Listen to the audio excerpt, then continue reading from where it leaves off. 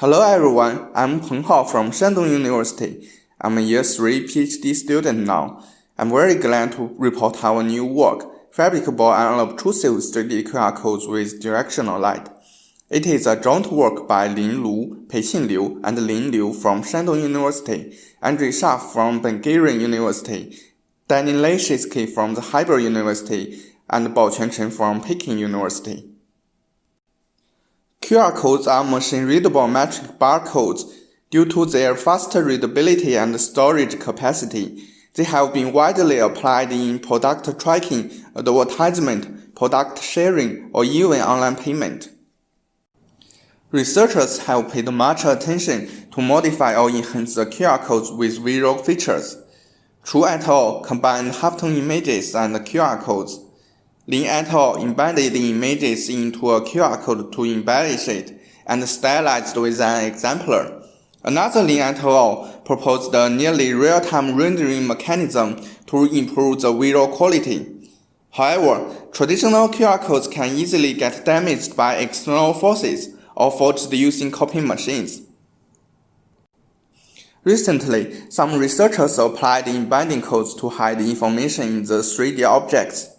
Li et al. Introduced layer code which can embed codes in fabricated objects without changing their appearance. Mi et al. Presented a tag scheme called layer code which can embed a carefully designed barcode pattern into 3D printed objects. All codes are good at hiding information in the objects, but they all need high-end 3D printers. What's more, specific scanning devices and decoding algorithms are desired because of their low contrast. Researchers have also tried to embed QR codes on 3D objects and fabricate them by standard 3D printers.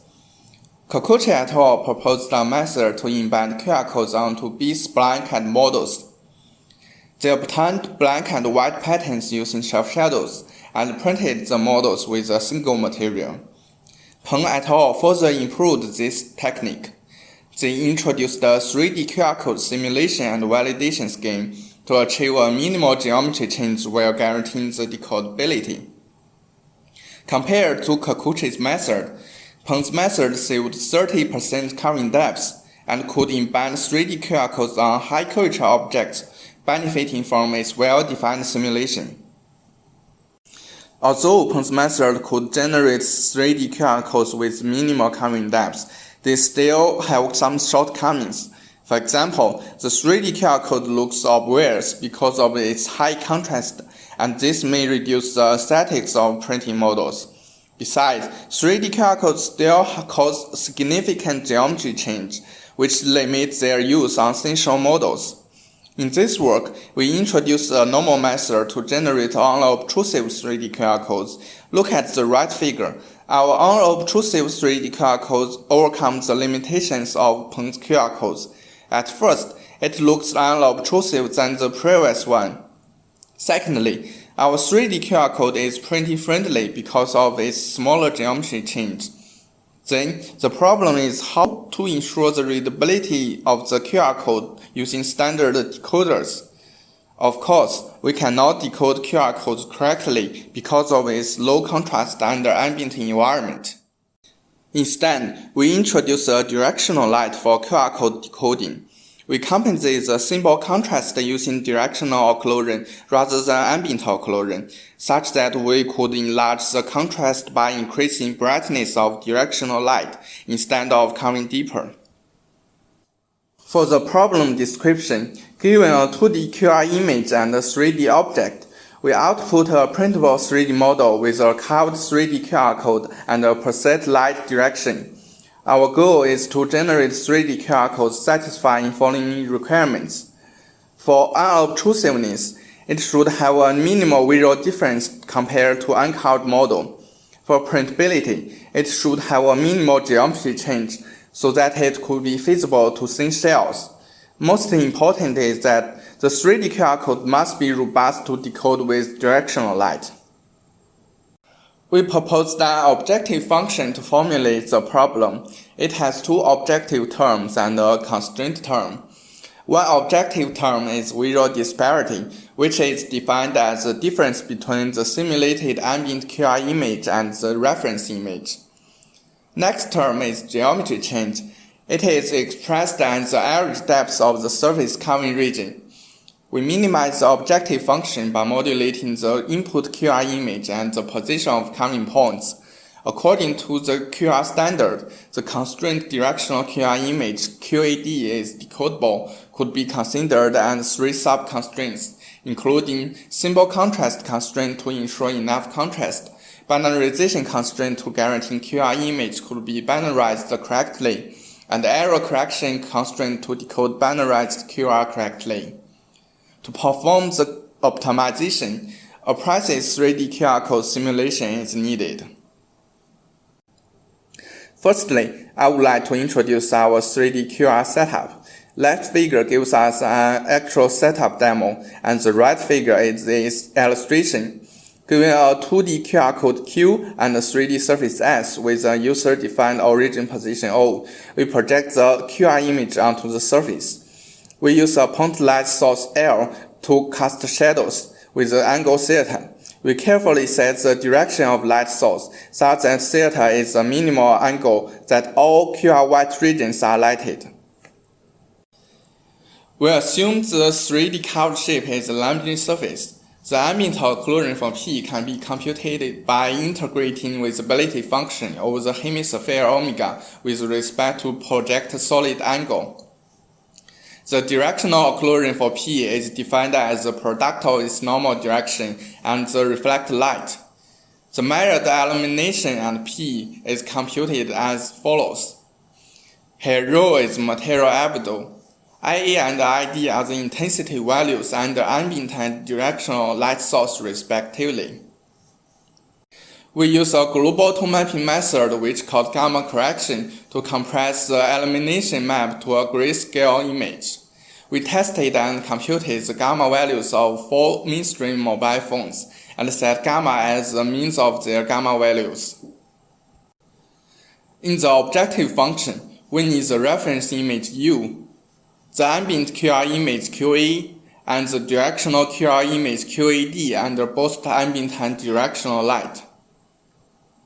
We can see that our simulation results are very close to the actual results. Here is our optimization pipeline, which includes a 2-step optimization and 1 post-processing step. Next, I will explain them in details. For the initiation, we curve the black modules along the light direction so that they can be occluded by white modules under directional light. We define the curving depth dp as the unsigned distance from its original position. Then I will introduce the module optimization. In the module optimization, we suppress continuous regions of black modules by flipping black module into white. As shown in the left figure, when flipping a black module, the visual difference and curving depth are both decreased. Since flipping modules will reduce the QR readability, we use a loss function LQED to evaluate the readability. LQED is first introduced by Peng et al. In 2019. It will increase to infinity when QED overcomes its error correction capacity. Right figure gives the iterative result of module optimization. The flipped modules are marked in the red in the top row. The second and third row are color-coded depth map and simulated ambient image. Next is curving optimization. In the curving optimization, we modulate the position of curving points to achieve optimal portion between outward and inward curving. We divide the whole curving region into several curving subregions. As shown in the medium figure, a curving subregion is colored in red, which consisting of a white module together with adjacent black modules along the light direction. The right figure gives a side view of this curving region. Look at the right figure. We introduce the control point K to control the portion of inward and outward curving for each subregion. The control point K is the intersection point of light direction L and the projection direction dk. Therefore, we can use a scalar variable t to to interpolate the key to further control the position of key. Last figure shows the relationship of carving rate T and the average carving depth in a carving region.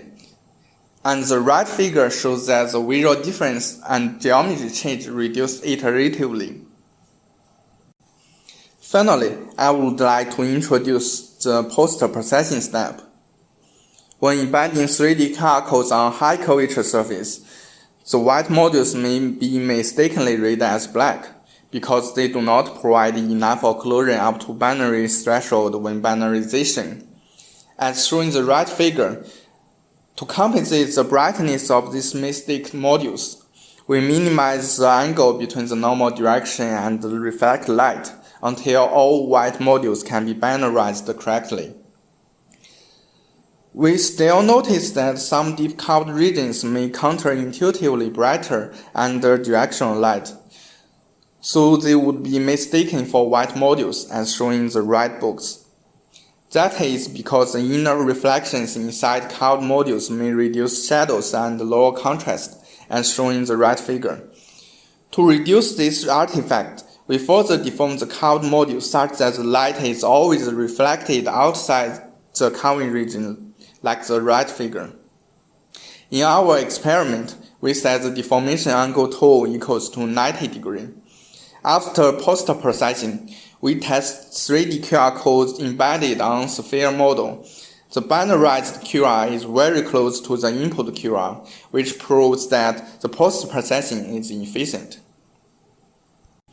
We test the difference ratio of visual difference and geometry change in terms of objective function. The results are shown in the left figure. Users can adjust according to their own needs. More discussions are listed in the paper.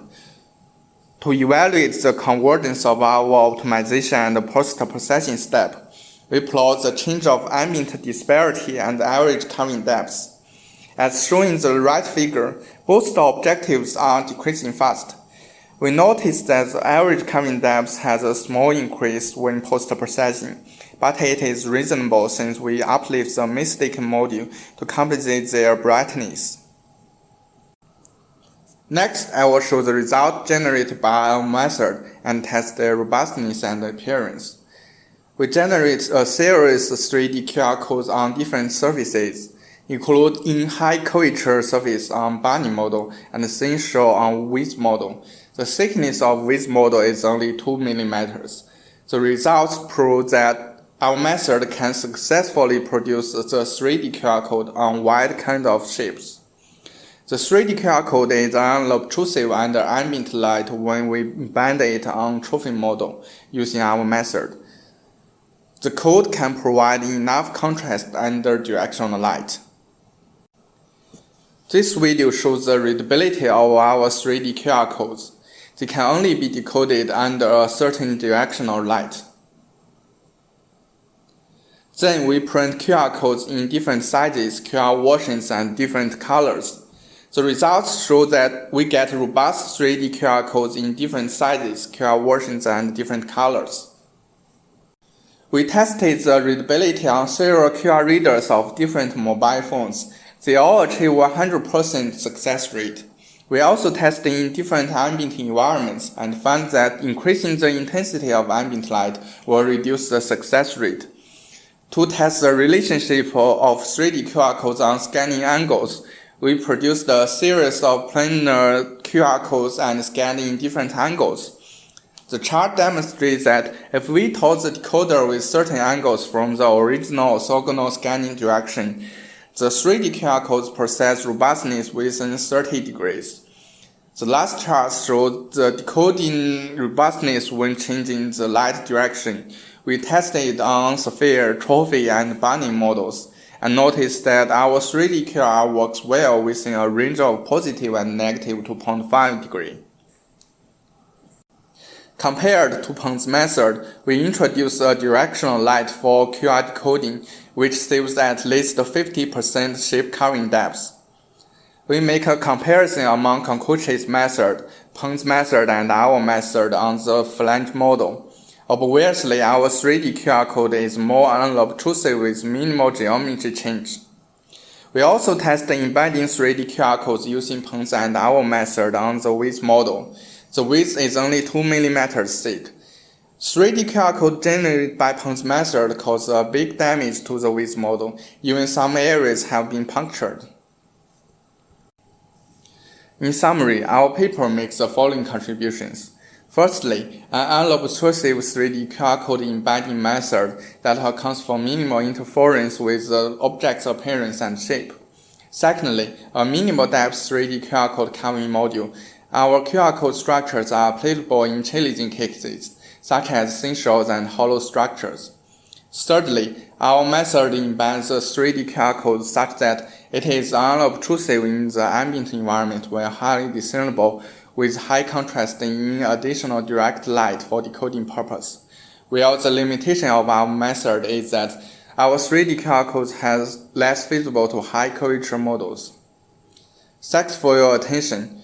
We have put the digital models on our project page. If you are interested in this paper, welcome to visit.